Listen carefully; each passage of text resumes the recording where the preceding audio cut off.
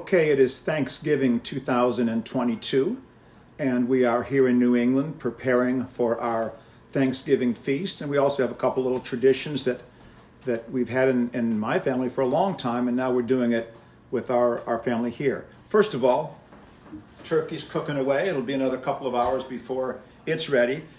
I want to talk about cranberries, which are near to my heart. I love cranberries. They're very good for you.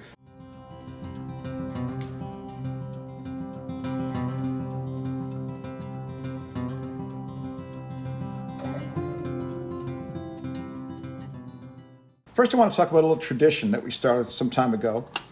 We all know that for holidays, you can't always have everybody with you that you'd like. Some people are traveling. Some people are no longer with us. So we light a candle in this lantern. This is a lantern from Plymouth, where the Mayflower was, and this is a handmade colonial lantern. And we basically light it to remember those who can't be with us. We started this actually when my brother was off in Vietnam, and we've continued it ever since. And now we light it for friends, relatives who can't be here, and people, family members who are no longer with us.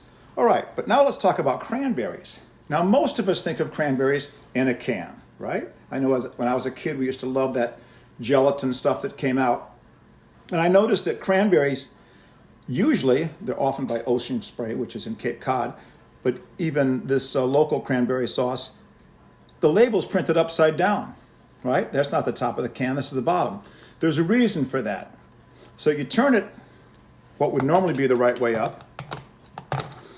You hook in your opener. This opener is always a problem for me, but it's supposed to work great. Here we go. So now this opener goes around the can with the upside down label. Go around a couple times. And then there's a way to just take the lid right off like this. Now we turn it around, and what we want to do is poke a little hole in the bottom. And I want to do that without wrecking this plate. Let me see if I can do it like this. I ain't gonna do it. I'm gonna do it like this. And what that does, supposedly, is it breaks the seal so that this comes out. Well, it's still not coming out, so I'm gonna do what my wife said to do in the first place, is you just take a knife, you run it around the inside of the can, and that helps a lot. And now it comes out. We've all seen this. It's lots of fun. And there is your cranberry sauce. And now you can slice it into nice slices of cranberry sauce. And again, I've always loved cranberries. But now we're going to talk about a more traditional way to do it. And in my family, our recipe called for a meat grinder. This is an old meat grinder, actually made right near where we live in New England. But we're not going to grind any meat today. All right, so our ingredients are oranges. In this case, we're using clementines. Navel oranges are great. They're large. They have no seeds in them.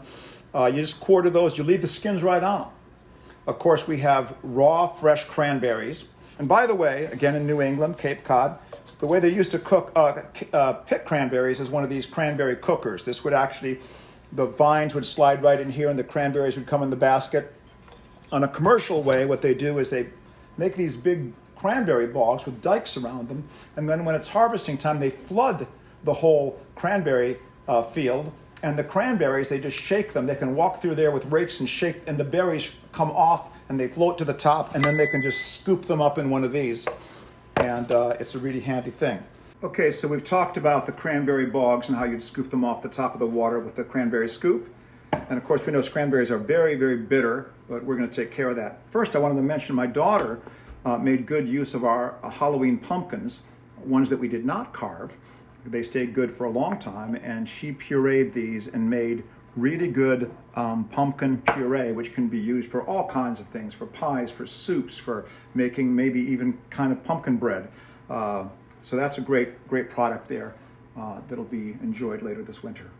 Okay, so this is a an old family recipe. Especially my sisters used to love to make this, but we all joined in. I had 5 siblings, so even as little toddlers almost, we would take turns who got to crank the crank, who got to feed the oranges in, who got to feed the cranberries in without getting their fingers in there, and it was a lot of fun. Now, I don't have an exact recipe because it comes down to what you like. If you like a more bitter, stronger cranberry taste, you're going to use a lot more cranberries than oranges. Now remember, this has the peels on the oranges, so they're going to give a bitter flavor as well. The amount of sugar that you add is going to determine how bitter this is. Now, we used to call for a cup of sugar in a portion about this big, but that's pretty darn sweet. So we tend to cut that in half. The good thing is that's okay. It's just the turkey timer is going off. It's doing its thing over there. So what we like to do is add a bit of sugar as we're making it, but you can always add sugar later. So we're going to start making sure this is fastened down good, this old meat grinder. Okay, so again, we're getting ready to do the actual fun part. And imagine, I've got pictures of our kids and me and my siblings as kids gathered around cranking and feeding. So take a look inside this. This meat grinder is actually meant to feed meat through this grinding thing. So with kids, you want to make really sure you don't get your fingers in there. You just drop stuff in. So I'm going to start by dropping in some cranberries. And we have a bowl under there because this is going to leak. You'll see it right in a minute. It's going to, as soon as you do this, it's going to start leaking out the bottom. So I put some cranberries in. Then I put some orange peels in. I mean, not orange peels, orange sections, which have both the peels and the rest of it. And if a couple of seeds are in there, it's not going to matter. They're all going to get ground up. You can see it coming out the front end here. Add a little bit of sugar in every now and then. Now, another thing is you can't make this just before you eat because the sugar has to dissolve and really marinate into the cranberries to make them less bitter, and the orange peel. So you want to make this several hours. You could even make it the day before Thanksgiving if you wanted, and then just put it in the refrigerator so it can kind of marinate, if you will. And again, I'm just getting enough sugar in here to get it going. And then we will add more sugar after it's done. And the nice thing, I don't know if you can see down at the bottom, we're dripping out some nice ooze, and that ooze actually makes a wonderful little drink. You put a little bit of ice in there, and that's going to be the most delicious cranberry orange juice you've ever had. So again, if you've got kids or guests, people can take turns cranking, people can take turns feeding the oranges and the cranberries in. I suppose you could try some variations if you chose to. You could maybe put a couple of green apple slices in, or maybe some cinnamon. I don't know. I've never tried it, but get inventive. And what I love about Thanksgiving, it's actually my favorite holiday, because it isn't about, whether your ancestors came over on the Mayflower or not. It's about celebrating your family. The truth is, every family in this country ultimately came from somewhere else. Even the Native Americans who have been here for 10, 20,000 years, they didn't evolve here. They came here probably over a land bridge from Asia at some point when the glaciers allowed it. And then those of us who came later, people who came on the Mayflower, or people who came on a steamship to Ellis Island, or an airplane, or walked across the border, we all got here somehow. And Thanksgiving is a wonderful time to think about our ancestors, about the journeys that they had to come here. And some of those people may not even come here intentionally. Obviously, some people came on slave ships, but they're obviously a major part of our country. Everybody is. And everybody's traditions kind of meld together. But I love cranberry sauce. So what I do is I decant this into a bowl here. I can see already, I think I need a little bit more cranberries to my orange mix. And I can adjust that as I go along. I've often thought, and maybe we try it, we make maple syrup in the wintertime, or actually in the early spring here in the woods. And I suppose you could use maple syrup instead of sugar. Now that would add a different palette of flavors. I suppose if you really wanted to, you could use brown sugar. Maybe you could use molasses, but that might get pretty darn sweet. But I often wondered what a dollop of maple syrup might add to the mix. Again, that can always be added in later. Again, I've found that as kids we wanted a lot of sugar in here. As adults, we found that we really would prefer to dial back the sweetness a little bit. So we're getting near the end of our cranberry mix. If I was making this for a whole bunch of guests, we'd be making a lot more. But the truth is, we also have our beautiful canned jellied cranberry sauce, which I still like.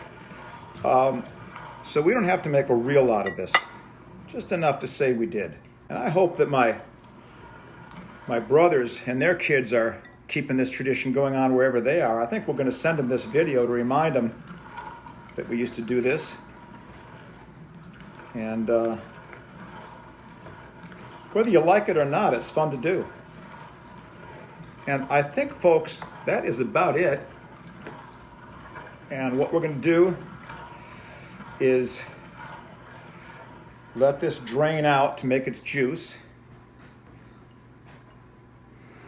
I'm going to now take this, mix it up a little bit. Nice colorful stuff. And I'm not going to add any more sugar right now because you can't take sugar out once it's in. You can always add more. I guess, you know what I'm going to do? I'm going to take a little taste here. See what I got. And I'm not going to put my spoon back in once I've tasted it. Oh, that's pretty good. I'm not going to put any more sugar in right now. What we're going to do is take this, we're going to put it in the refrigerator. It's going to set for several hours. Our turkey needs a couple more hours anyway. And then later on we'll taste it, add a bit more sugar if we want. Heck, I might even put a dollop of maple syrup in it, just to say that we did. So something I like to do is take out of the bottom, you get that nice flow of cranberry juice. And then I can take this. Wow. Imagine the amount of vitamin C and minerals you've got in here. Cranberries and oranges and sugar. Delicious. Okay, we're gonna finish our little bit here. Got one more little crank to go there. But anyway, that's our little story of cranberry sauce here. And we hope you enjoy your Thanksgiving and give thanks for your family and your friends, and that we have places where we can join together. Happy Thanksgiving.